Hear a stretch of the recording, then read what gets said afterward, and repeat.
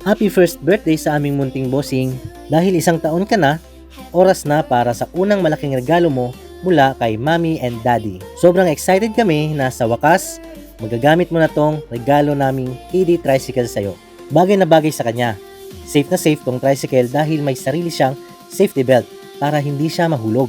Sobrang nagustuhan niya rin yung basket sa harap. Nilagay ang paborito niyang laruan. At ang pinakagusto ko bilang magulang, may mahabang push rod o hawakan ito sa likod.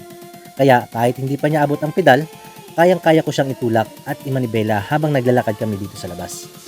Ang bilis na talaga ng panahon, ano? Dati karga-karga lang namin. Ngayon may sarili ng sasakyan.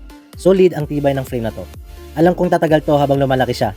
Kaya kung naghahanap din kayo ng perfect na regalo para sa first birthday ng anak nyo o ng inaanak ninyo, hindi kayo magsisisi rito.